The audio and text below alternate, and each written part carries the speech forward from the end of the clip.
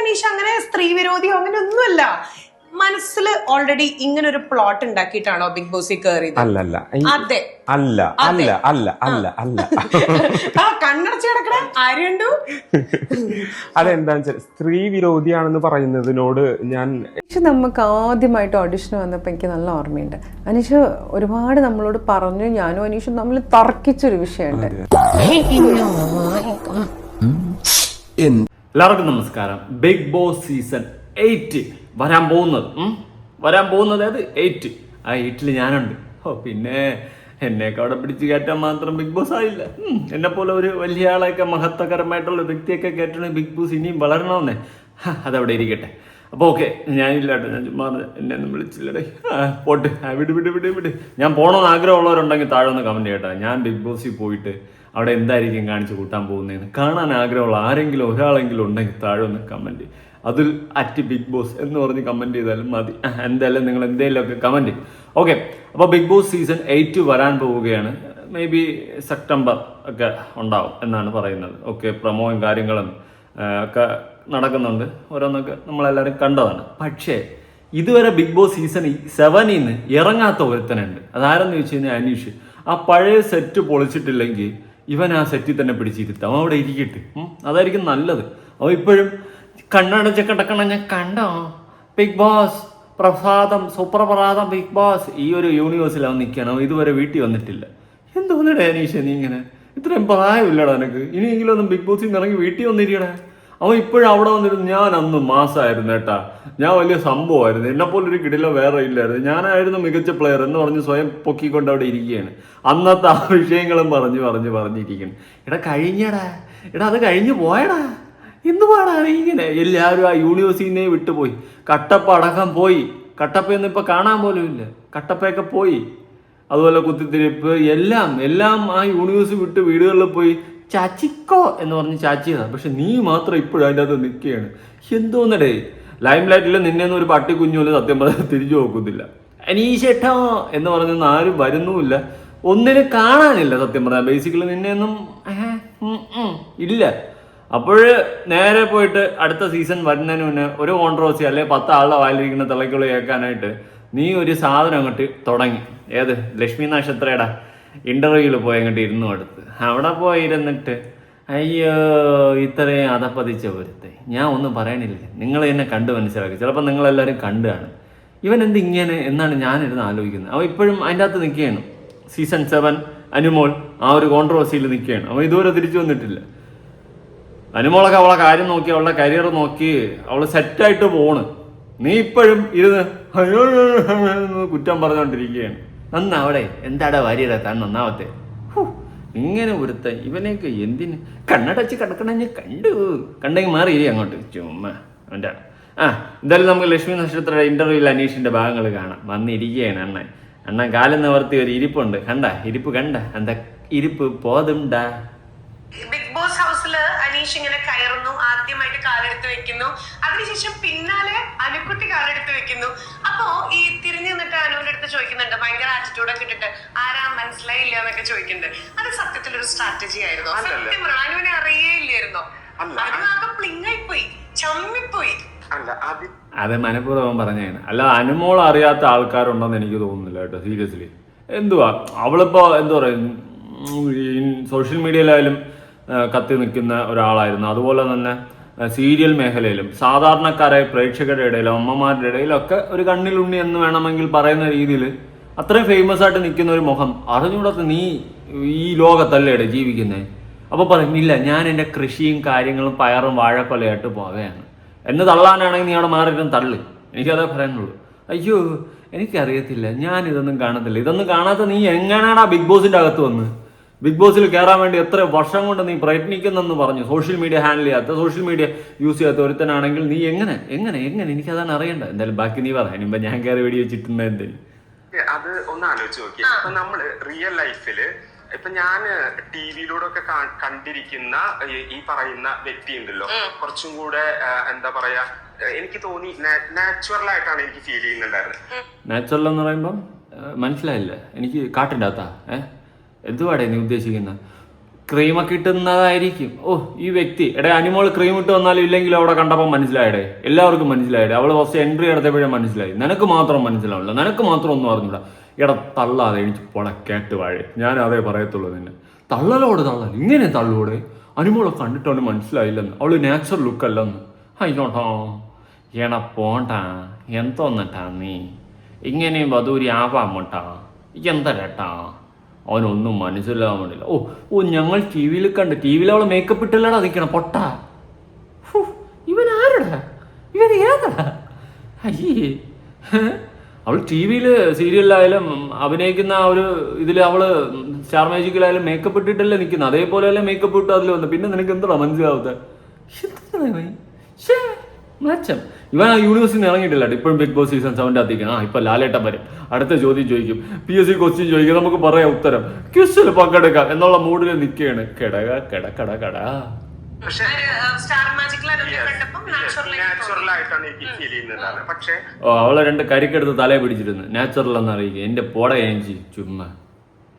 ആ ഒരു ഷോയില് എൻട്രി ചെയ്യുമ്പോ ഭയങ്കരമായിട്ട് ഓവർ മേക്കപ്പ് ഒക്കെ ചെയ്ത് വേറൊരാ അവൾ അറിഞ്ഞില്ലായിരുന്നു. മറ്റേ തൃശ്ശൂർക്കാരല്ലേ നീ? തൃശ്ശൂർക്കാരല്ല, തൃശ്ശൂർക്കാർ അനീഷേട്ടനുള്ളത് ഞാൻ അറിഞ്ഞില്ലായിരുന്നു എന്നാണ് അനിമോള് പറഞ്ഞത്. ഞാൻ വിളിച്ചു ചോദിച്ചിരുന്നു, അനിമോള് നീ അറിഞ്ഞില്ലായിരുന്നു അനീഷ്? ഇല്ലടാ അതിലെ അനീഷേട്ടനുള്ളത് അറിഞ്ഞില്ല, അല്ലെങ്കിൽ ഞാൻ മേക്കപ്പ് ഇടാതെ പോയേനെ.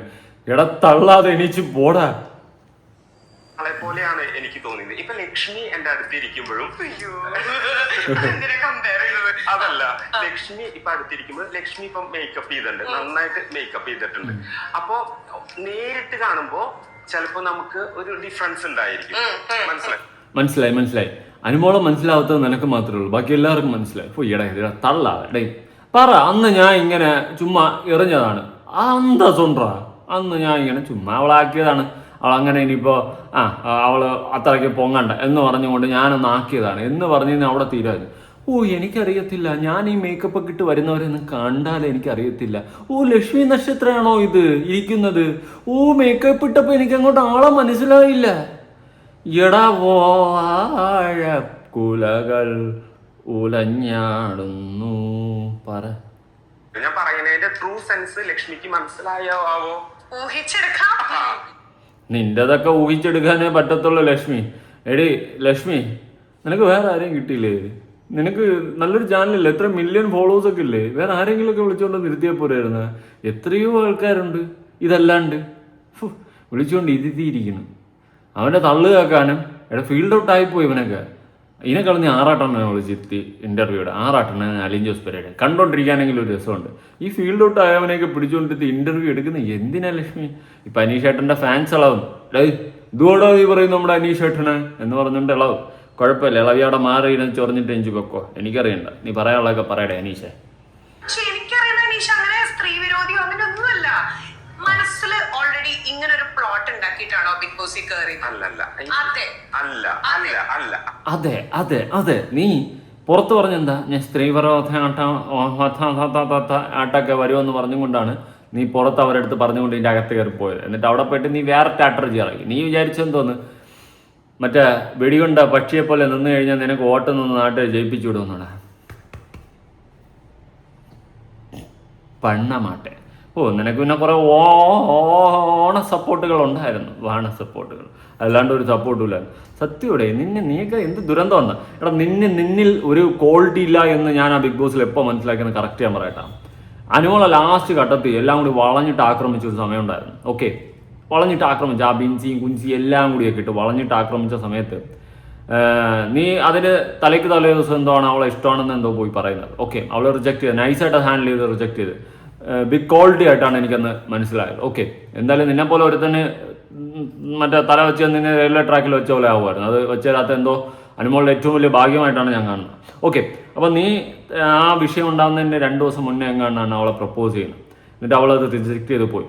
പക്ഷെ സാധാരണ നമ്മൾ പ്രപ്പോസ് ചെയ്ത് കഴിഞ്ഞാൽ അവളടുത്ത് നമുക്ക് വീണ്ടും ഒരു ഇഷ്ടം കാണും അല്ലേ?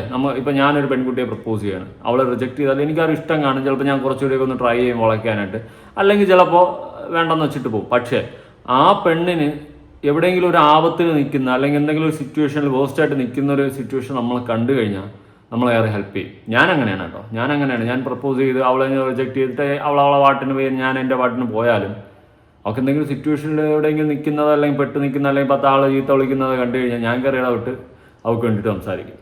അത് ഒരു ക്വാളിറ്റിയാണ്. പക്ഷെ നിനക്ക് ആ ക്വാളിറ്റി ഇല്ല. നീ കാണിച്ചതാ തേരാപ്പാര ആട്ടിക്കൊണ്ട് നടക്കുന്നുണ്ട്. ചുമ്മാ അല്ല നിന്റെ ഭാര്യ ഇട്ടിട്ട് പോയെന്ന് അന്ന് ഞാൻ മനസ്സിലാക്കി. ഓക്കെ, അവൾക്കും നിന്റെ ഭാര്യയ്ക്കും ഒരു പ്രശ്നം വന്നു കഴിഞ്ഞാൽ നീ ഇടപെടുമെന്ന് എനിക്ക് ഡൗട്ടാണ്. ആ ഒരു ഫീലാണ് എനിക്കന്ന് തോന്നിയത്. ചുമ്മാ അല്ല, എന്തോ നിങ്ങളെ റീസൺസ് എന്താണെന്ന് എനിക്കറിയത്തില്ല. എന്തായാലും നിൻ്റെയൊക്കെ കൂടെ ഒരു പെണ്ണിനെ അഡ്ജസ്റ്റ് ചെയ്ത് പോകാൻ കുറച്ച് ബുദ്ധിമുട്ടായിരിക്കും എന്നാണ് ഞാൻ മനസ്സിലാക്കുന്നത്. ഓക്കെ, എന്തായാലും നീ ഒരു കില്ലാടി തന്നെന്ന് എനിക്ക് അന്ന് തന്നെ മനസ്സിലായി. അന്നത്തോടെ നിന്റെ ക്വാളിറ്റി ബിഗ് സീറോ ആണെന്ന് ഞാൻ മനസ്സിലാക്കി. എന്തോ നീ എത്ര PSC ബുക്ക് പഠിച്ചാലും എത്ര നോളജ് ഉണ്ടായിരുന്നാലും നിന്റെ ക്വാളിറ്റി എന്ന് വെച്ച് കഴിഞ്ഞാൽ ബിഗ് സീറോ ആണെന്ന് ആ ഒരൊറ്റ സിറ്റുവേഷനിൽ ഞാൻ മനസ്സിലാക്കി. ഓക്കെ, അന്ന് അവൾക്ക് വേണ്ടി സപ്പോർട്ട് പിടിക്കാൻ നീ ഉണ്ടായിരുന്നെങ്കിൽ മതിയായിരുന്നു. പക്ഷെ അതുപോലും നീ ഇല്ലായിരുന്നു. ചിലപ്പോൾ നീ സപ്പോർട്ട് ചെയ്തിരുന്നെങ്കിൽ അവൾക്ക് ചിലപ്പോൾ ഒരു ഇഷ്ടം തോന്നിയിരുന്നു. പിന്നെ നീ നിന്റെ മറ്റേ ഓഞ്ഞ ഗെയിം ഇറക്കിയതാണെന്ന് എനിക്കറിയാം.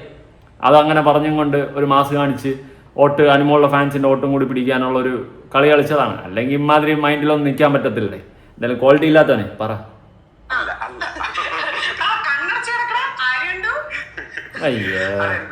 സ്ത്രീ വിരോധിയാണെന്ന് പറയുന്നതിനോട് ഞാനത് കേട്ടപ്പോ സത്യം പറഞ്ഞിട്ടുണ്ടെങ്കിൽ ഞെട്ടിപ്പോയി. കാരണം എനിക്ക് ചുറ്റുമുള്ള സ്ത്രീകളോട് ഏറ്റവും ബഹുമാനത്തോടെയും പക്വതയോടും കൂടെ പെരുമാറുന്ന ഒരാളാണ് ഞാൻ. ആ ഒരു നരേഷൻ എങ്ങനെ ഉണ്ടായിപ്പോയി എന്നുള്ളതും എനിക്കറിയില്ല. ബിഗ് ബോസിൽ എത്തുമ്പോ ഈ നരേഷൻ എങ്ങനെ ഉണ്ടായിപ്പോയെന്ന് എനിക്കറിയണോ? നീ ബിഗ് ബോസിൽ ഇറങ്ങി വന്ന സമയത്ത് നിന്റെ ഫസ്റ്റ് ഒരു ഇന്റർവ്യൂ ഉണ്ടായിരുന്നു. ആ ഇന്റർവ്യൂവിൽ ആ ലേഡി കറക്റ്റായിട്ട് അത് ചോദിച്ചിട്ടുണ്ടായിരുന്നു. ഓക്കെ, അപ്പം നീ അണ്ണാക്കി പിരിവെട്ടിയ പോലെ ബബ്ബ അടിക്കുന്നുണ്ടായിരുന്നു. എന്നിട്ട് നരേഷൻ എവിടെ നിന്നു? എടാ നീ അതും പറഞ്ഞുകൊണ്ടാണ് അകത്ത് കയറി പോയത്. എന്നിട്ട് അകത്ത് പോയിട്ട് നീ നിന്റെ വാച്ച് ഞാൻ കളി കളിച്ച് അത് വിട്. ഓക്കെ, എടാ സമ്മതിക്കണം, ആണുങ്ങളായ കുറച്ച് സാധനത്തിന് ഉറപ്പ് വേണം. ഏത് സാധനം? കൈക്ക്. നീ വേറെ ഒന്നും വിചാരിക്കില്ല. ഓക്കെ, അപ്പോൾ ഉറപ്പ് വേണം. അതുകൊണ്ട് ചോദിച്ച സ്റ്റാൻഡായിട്ട് പറ. ഞാനന്ന് അതിൻ്റെ അകത്ത് കയറാൻ വേണ്ടിയിട്ട് കാണിച്ച പരിപാടിയാണ്. അന്തസ്സുണ്ടാ, ഒരു ക്വാളിറ്റി ഉണ്ടാ. അല്ലാതെ കിടന്ന് ഊരുണ്ട് മേലുണ്ട് പിന്നെ വെളുപ്പിക്കാനായിട്ട് ഇറങ്ങി തിരിച്ചിരിക്കുന്നത് വധൂരികൾ. ഒരു സ്ത്രീ വിരോധിയായിട്ട് എന്നെ ചിത്രീകരിച്ചോ എന്നുള്ളത് മേ ബി ആയിരിക്കും, എനിക്കറിയില്ല. മറ്റ് കണ്ടസ്റ്റൻസ് എന്നെ അങ്ങനെ ആക്കി തീർത്തതായിരിക്കാം. അയ്യോ, എല്ലാം കൂടി മറ്റു കണ്ടസ്റ്റന്റിനെ തലയെ കൊണ്ടുപോയി. എടാ നീ ഇതുവരെ യൂണിവേഴ്സിൽ ഇറങ്ങിയില്ലേടാ. എനിക്കതാണ് ഞങ്ങൾക്കുള്ള ചിരി വരുന്നത്. വർഷം 1 കഴിഞ്ഞ് അടുത്ത ബിഗ് ബോസ് വരാൻ പോകുന്നു. അപ്പോഴും അവൻ വന്നിരുന്ന് കൊണന്ന് ഇവനൊക്കെ ഫീൽഡ് ഔട്ടായി. സത്യം പറഞ്ഞ അതിന്റെ ചൊരുക്കാണ് ഇവിടെ നിന്ന് കാണിച്ചുകൊണ്ടിരിക്കുന്നത്. പക്ഷെ ജെന്യുവൻലി ഫ്രാങ്ക്ലി സ്പീക്കിംഗ് ഞാൻ സ്ത്രീകളോട് ഏറ്റവും ബഹുമാനത്തോട് റെസ്പെക്ട് ചെയ്ത് പെരുമാറുന്ന ഒരാളാണ്. ഭയങ്കര റെസ്പെക്ട് തന്നെടേ. സ്നേഹിച്ചെന്ന് പറഞ്ഞും കൊണ്ടിരുന്ന ഒരു പെണ്ണിനൊരു പ്രശ്നം വന്നപ്പോൾ അവളെല്ലാവരും കൂടി വലിച്ചീറി ഒട്ടിച്ചപ്പോൾ ഇടപെടാത്ത നീയാണ് സ്ത്രീകൾക്ക് വേണ്ടി നിൽക്കുന്നവൻ. കിഴങ്ങ് എന്നെ കൊണ്ടൊന്നും പറയിപ്പിക്കില്ല. ഞാൻ പറഞ്ഞു കഴിഞ്ഞാൽ കൂടിപ്പോ അനീഷ്, നീ പിടിച്ചിരിക്കൂല, സത്യം താങ്ങൂല. ചോദിക്കാൻ വന്നിരുന്നതാണ് അനീഷിന്റെ ലൈക് അതർ പേഴ്സണോടുള്ള ആ ഒരു ഇഷ്ടം അതൊരു ലവ് സ്ട്രാറ്റജി ആയിരുന്നോ എനിക്ക് ഒരിക്കലും അല്ല. അതായത് എനിക്ക് അതിനു മുൻപ് ഒരു 3-4 ആഴ്ചകൾ എനിക്ക് അങ്ങനെ ഒരു ഫീല് തന്നുകൊണ്ടേയിരുന്നു. അതൊരു ഫേക്ക് ആയിട്ടുള്ള ഒരു കാര്യമാണെന്ന് തിരിച്ചറിയാനായിട്ട് ഞാൻ കുറച്ച് വൈകിപ്പോയി. എടാ ഉളുപ്പില്ലാത്തവനെ, വധൂരി, കാട്ടുവധൂരി, നിന്റെ അടുത്ത് അവൾ എന്താ പെരുമാറിയത്? ഫ്രണ്ട്ലി ആയിട്ട് പെരുമാറിയതാ. എടാ നിന്നെ പോലത്തെ കുറെ മൊണ്ണകൾക്ക് ഒരു തോട്ടുണ്ട്. ഒരു പെണ്ണ് അടുത്ത് പഴകി കഴിഞ്ഞാൽ അല്ലെങ്കിൽ അടുത്ത് ഇടപഴകി അവള് സ്നേഹത്തോടെ നമ്മളെ തോളി കൈയിട്ട് നിന്ന് കഴിഞ്ഞാൽ അവൾക്ക് നിന്നോട് പ്രേമമാണെന്നുള്ളത് നിന്നെ പോലത്തെ വധൂരികൾക്ക് ഒരു വൃത്തികെട്ട തോട്ടുണ്ട്. നിന്റെ ആ ചിന്താഗതിയാണ് ഇവിടെ കാണാൻ സാധിക്കുന്നത്. ഒരു നല്ല സുഹൃത്തിനെ പോലെ അല്ലെ നല്ലൊരു സഹോദരനെ പോലെ തോളി കൈയിട്ട് നിന്ന് കഴിഞ്ഞാൽ നിനക്കൊക്കെ മറ്റേ ഇളവും. ഏത് എന്നെ കൊണ്ട് പറയിപ്പിക്കരുത്. അങ്ങനെ ഒരു വധൂരി മൈൻഡാണ് നിന്റെയൊക്കെ മൈൻഡ്. അനുമോള് നല്ല ഫ്രണ്ട്ലി ആയിട്ട് നല്ല സ്നേഹത്തോടെ നിന്റെ കൂടെ പെരുമാറിയപ്പോൾ നിനക്ക് ലവ് മുളച്ചപ്പോൾ അവസാനം അവൾ റിജക്റ്റ് ചെയ്ത് അണ്ണാക്കി തന്ന്. അത് തന്നെ പറയാം, അണ്ണാക്കി തന്ന്. കാരണം നിന്നേരൊക്കെ പോലെ ഒരുത്തനെയൊക്കെ പ്രേമിച്ചിരുന്ന അവളുടെ ജീവിതം ഗതികെട്ടാണ്. അപ്പോൾ അവളെന്ത് ചെയ്ത് നൈസായിട്ട് അത് റിജക്റ്റ് ചെയ്തപ്പോൾ നീ നേരെ ഇപ്പം പറയുന്നത് എന്താ? അവൾ നിനക്ക് അങ്ങനത്തെ ഫീലിങ്സ് തന്നെന്ന്. എന്ത് തേങ്ങ തന്നെന്നാണ് വധൂരി നീ പറയുന്നത്? സത്യം പറയാമല്ലോ, അവിടെ പുച്ഛമുണ്ടാ എനിക്ക് നിന്നെപ്പോലെ ഒരു മൊണ്ണേരട്ട് അങ്ങനെ തന്നെ പറയേണ്ടി വരും. നിനക്ക് ഉറപ്പില്ല. നീ എന്തുവാ പറയുന്നത്? അവൾ നിനക്ക് എന്ത് തന്നെന്നാണ്? എന്ത് ഇതാണ്? ഇപ്പോൾ തോളി കയറ്റി നിന്ന് കഴിഞ്ഞാൽ അല്ലെങ്കിൽ നല്ലൊരു സൗഹൃദത്തോട്ട് പെരുമാറി കഴിഞ്ഞാൽ നിനക്ക് ഉടനെ അത് ഇഷ്ടമായി മാറും. സഹോദരങ്ങൾ തമ്മിൽ, ആണും പെണ്ണും സഹോദരങ്ങൾ തമ്മിലാണ്, അവരടി വയ്ക്കും, ഭയങ്കരമായിട്ട് സ്നേഹത്തോടെ പെരുമാറും, അങ്ങനെയൊക്കെ കാണുമല്ലോ. അപ്പോൾ എന്തെങ്കിലും ഫീലിങ്സ് തോന്നും? ഇല്ലല്ലോ. അതുപോലെ ഒരു സുഹൃത്തിനെ സുഹൃത്തായിട്ട് കാണാനും പഠിക്കണം. അല്ലാണ്ട് എല്ലാം നിൻ്റെയൊക്കെ മറ്റേ റോക്കറ്റ് പരിപാടി കാണിക്കരുത്. എന്നിട്ടിപ്പോൾ കുറ്റവർക്ക് അവൾ എന്നോട് അങ്ങനെ പെരുമാറിയപ്പോഴാണ് എനിക്ക് അങ്ങനെ ട്രൂ ലവ് തോന്നിയെന്ന്. നിന്റെ ട്രൂ ലവ് ഞാൻ കണ്ട്.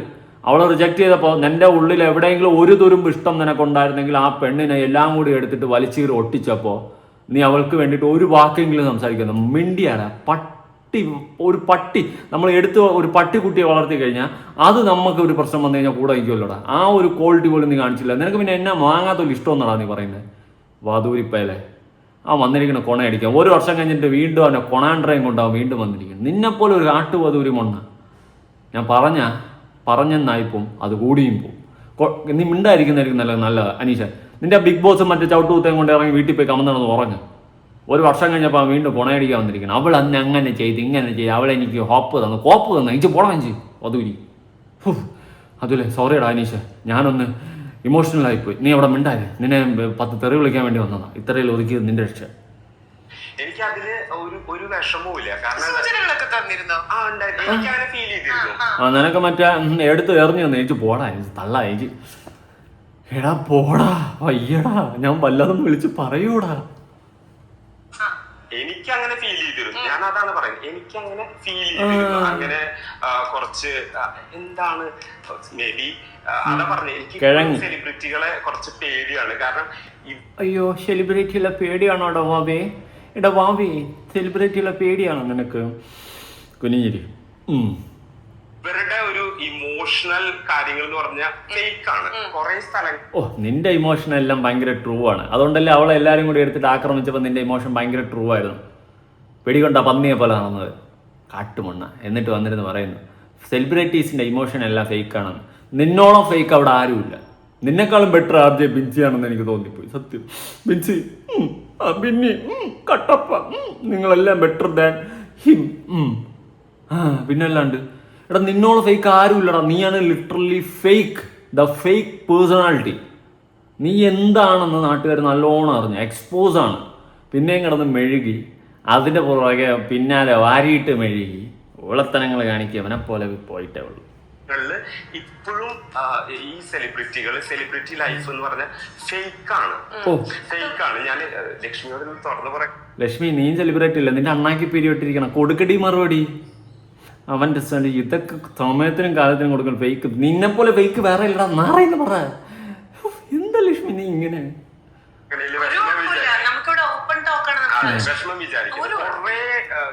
അണ്ണാക്കി പിരിവെട്ടിയതുപോലെ ഇരിക്കാതെ ലക്ഷ്മി എന്തെങ്കിലുമൊക്കെ വിളിച്ചു പറയാം. എനിക്ക് എന്തെങ്കിലുമൊക്കെ വിളിച്ചു പറയാൻ തോന്നുന്നു. ഫേക്ക് ആയിട്ടുള്ള ആളുകളാണ്. അപ്പൊ ഫേക്ക് ആയിട്ട് അനീഷിന്റെ അടുത്ത് ഒരു പ്രണയം നടിച്ചു എന്നാണ് അനീഷ് പറയണത്.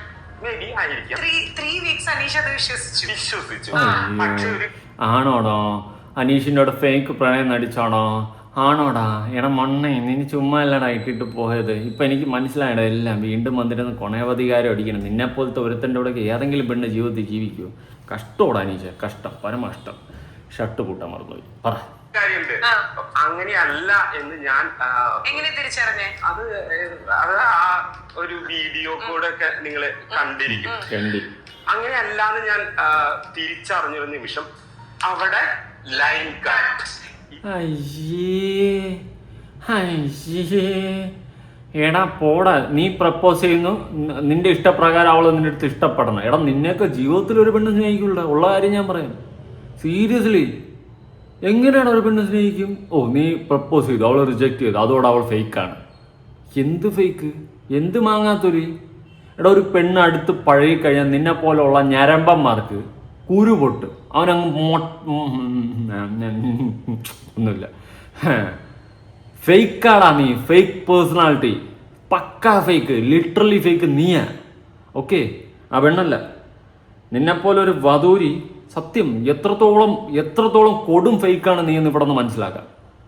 ഓക്കെ, വെറും ഫേക്ക് പേഴ്സണാലിറ്റിയാണ്. ഒരു പെണ്ണിനെ പ്രപ്പോസ് ചെയ്ത് അവൾ റിജക്ട് ചെയ്തപ്പോൾ അവൾ ഫേക്ക് എന്ന് പറയുന്നത് നീയാണ് ലിറ്ററലി ഫേക്ക്. ഒരു പെണ്ണ് അടുത്ത് പഴകി കഴിഞ്ഞാൽ അത് ഫ്രണ്ട്ഷിപ്പാണെന്ന് പോലും മനസ്സിലാക്കാനുള്ള ബോധമില്ലാണ്ട് നിന്നെ പോലുള്ളവന്മാർ പറയും അത് അവൾക്ക് ലവ് ആയതുകൊണ്ടാണ് അവൾ അടുത്ത് പഴകിയിരുന്നത്. എടാ നിന്നെ അവിടെ ഒരു പട്ടി മൈൻഡ് ചെയ്യാതെ വന്നപ്പോൾ അവൾ നിന്റെ കൂടെ നിന്ന് സപ്പോർട്ടായിട്ട് ഒരു സഹോദരിയെ പോലെ, ഒരു നല്ലൊരു ഫ്രണ്ടിനെ പോലെ, അതുപോലും മനസ്സിലാക്കാനുള്ള കോമൺ സെൻസ് ഇല്ലാത്ത വധൂരിയായി പോയി നീ. എന്നിട്ട് വന്ന് പറയുന്ന അവള് ഫേക്കെന്ന്. നാണമുണ്ടാടാ എനിക്ക്? ലൈൻ കട്ട് പോലെ നിന്റെ കണ്ടി കട്ട് എന്നെ കൊണ്ട് ഓതറപ്പിക്കില്ല കാലിപ്പ് കളാണ്. ഇനി നീ ബിഗ് ബോസിന് ഇറങ്ങി വന്ന് പുറത്തു വന്ന് ഇന്റർവ്യൂ എടുത്തില്ലേ, അതിന്റെ കുറച്ചൊന്ന് കാണാം. പക്ഷെ നമുക്ക് ആദ്യമായിട്ട് ഓഡിഷൻ വന്നപ്പോൾ എനിക്ക് നല്ല ഓർമ്മയുണ്ട്. അനീഷ് ഒരുപാട് നമ്മളോട് പറഞ്ഞു, ഞാനും അനീഷും നമ്മൾ തർക്കിച്ചൊരു വിഷയമുണ്ട്. ആ വിഷയം കേൾക്കാം. ഒരു കാര്യം എന്താണ്, അനീഷിന്റെ ഒരു സ്ത്രീ വിരോധം, സ്ത്രീകളോട് അനീഷിന് ഇഷ്ടമല്ല. എന്നോട് ഓർക്കുന്നു, ഞാൻ ഓർക്കുന്നു, വല്ലാതെ ഓർക്കുന്നു. ഇവൻ 6 മാസം സ്ത്രീകൾക്ക് എന്തിനു മെറ്റർനിറ്റി ലീവ് കൊടുക്കുന്നു, അതിന്റെ ആവശ്യമില്ല എന്ന് പറഞ്ഞ് നമ്മൾ ഭയങ്കരമായിട്ട് തർക്കിച്ചിരുന്നു. ഇങ്ങനത്തെ ഒരു ചെറ്റയാണ് ഇവൻ. കാര്യം പിടിയിട്ടല്ലോ, സ്ത്രീകൾക്ക് മെറ്റേണിറ്റി ലീവ് എന്തിനു കൊടുക്കുന്നു എന്ന് 6 മാസം ആ പറഞ്ഞ ഒരു അപരാധിയാണ് ഇവൻ. ആ ഇവനാണ് വന്നിരുന്ന അനുമോള് ഫേക്ക് എന്ന് പറയുന്ന കടയാടി. അല്ലാണ്ട് ഇവൻ എന്നാ പറയാനാ? ഇത്രയും വൃത്തികെട്ട മെൻറ്റാലിറ്റി ഉള്ള സ്ത്രീ വിരുദ്ധത നിറഞ്ഞ ഒരു കഴിപ്പണം കെട്ടവൻ യവനാണ് വന്നിരുന്ന അനുമോളെ കുറ്റം പറയുന്നത്. ഓക്കെ, സീരിയസ്ലി വാഴയെന്നൊന്നും വിളിച്ചാൽ പറ്റൂല. വാഴ ഇപ്പോൾ സൂപ്പർ സാധനമോ, നല്ല കൊലയെങ്കിലും തരും. പാടുവാഴ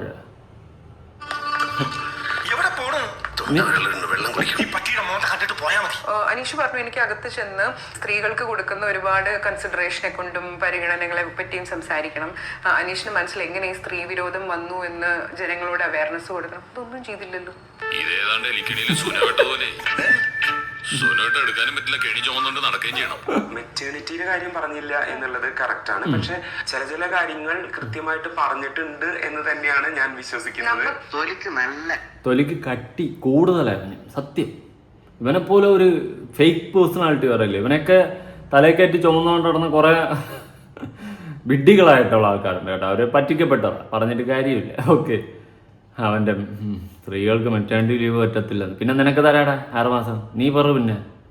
ഓക്കെ, അവയർനെസ് കൊടുക്കാൻ പോയ ആൾക്ക് അവയർനെസ് കൊടുക്കണമല്ലോ. ഇത് ഓർമ്മ പോലും ഇല്ല പറഞ്ഞത്. അതെ, എന്നെ എങ്ങനെയെങ്കിലും ഈ പൂട്ടിന്നൊന്ന് രക്ഷിക്കണം. എവിടെയെങ്കിലും പറഞ്ഞിട്ടുണ്ടാവില്ല എന്ന് ഞാൻ പറയുന്നില്ല. മെറ്റേണിറ്റി ലീവിനെ കുറിച്ച് ഞാൻ പറഞ്ഞിട്ടില്ല. മെറ്റേണിറ്റി ലീവിനെ പറ്റി ഞാൻ പറഞ്ഞിട്ടില്ല. പിന്നെ എന്താ കെണ്ടിയാണ് നീ പറഞ്ഞത്? വന്നിരിക്കണം അതൂരി. അത് കറക്റ്റ് ആണ്. ഇപ്പോഴും അതിൽ ഉറച്ചു വെക്കുന്നു. എന്തിനാണ് 6 മാസം മെറ്റർനിറ്റി ലീവ് കൊടുക്കുന്നത്? അതെനിക്ക് പലപ്പോഴും തോന്നിയില്ല. അടുത്ത പ്രാവശ്യം തൊട്ട് നീ പറയണം കേട്ടാ. പെണ്ണുങ്ങൾക്ക് പകരം നീ പറയണം. അപ്പൊ നിനക്ക് മനസ്സിലാവും എന്തിനാണ് ആ ലീവ് എന്ന്.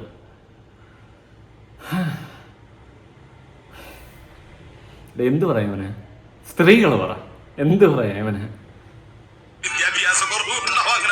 അതുകൊണ്ടല്ല ഞാൻ കൊളോക്കിലായിട്ട് പറഞ്ഞതാ. മെറ്റേണിറ്റി ലീവ് 6 months കൊടുക്കുന്നത് പലപ്പോഴും ഒരു പ്രിവിലേജ് ആയിട്ട് സ്ത്രീകൾ എടുക്കുന്നതായിട്ട്. സ്ത്രീകളുടെ പ്രിവിലേജ് ആണോടാ മൊണ്ണെ? സ്ത്രീകളുടെ പ്രിവിലേജ് ആണ്. പിന്നെ നിന്റെ പ്രിവിലേജാ? നിന്റെ പ്രിവിലേജാണ്. വാദൂരികള് അവനൊക്കെ എവിടെന്ന് വന്ന എന്താ? പ്രിവിലേജ് ആണ്, കാരണം സ്ത്രീകളാണ് പ്രസവിക്കുന്നത്. അപ്പൊ പ്രിവിലേജ് ഉണ്ടാവുമല്ലോ സ്ത്രീകൾ. അതെ, പെണ്ണുങ്ങൾക്ക് 6 കൊടുത്തിട്ട് ആണുങ്ങൾക്ക് ബാക്കി 1 കൊല്ലം കൊടുക്കൂ. അതൊന്നും നമുക്ക് ഒരു കുഴപ്പമില്ല. അത് പോയിന്റ്. ഞാൻ ചോദിച്ചു വന്നേ, അങ്ങനെ സ്ത്രീ വിരോധം പറഞ്ഞിട്ട് അനീഷാണ് പോയി പ്രപ്പോസ് ചെയ്തത്. അതിനെ പറ്റിയിട്ടാണ് ഞാൻ ചോദിക്കുന്നത്.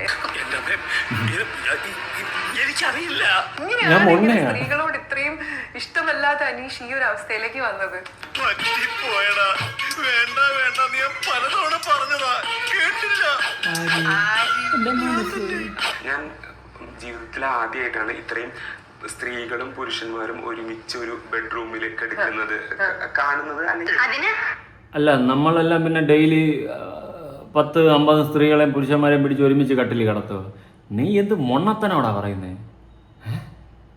എടാ, നീ മൊണ്ണയാണ്, കാട്ടുമൊണ്ണയാണ്. ഇവൻ പറയുന്ന കേട്ട് കഴിഞ്ഞാൽ നമ്മൾ ഡെയിലി 10-50 സ്ത്രീകളെയും പുരുഷന്മാരെയും പിടിച്ച് ബെഡി കിടത്തണമല്ലോ പറഞ്ഞത്. എടാ, നമ്മളെ വീട്ടിലുള്ളവർ അത്ര പേര് കിടന്നുറങ്ങും. മനസ്സിലായ? മൊണ്ണയാവാം, കാട്ടുമൊണ്ണാകരുത്.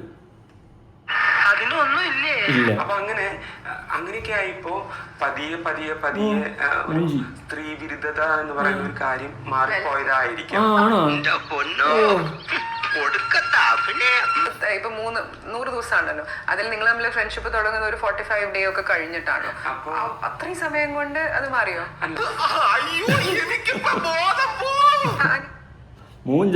മൂഞ്ചിക്കലും ഒരുമിച്ചാവരുത് അനീഷ. ഞാനുള്ള കാര്യം പറയാം, നീ ഒരു കള്ള മൊണ്ണയാണ് സത്യം.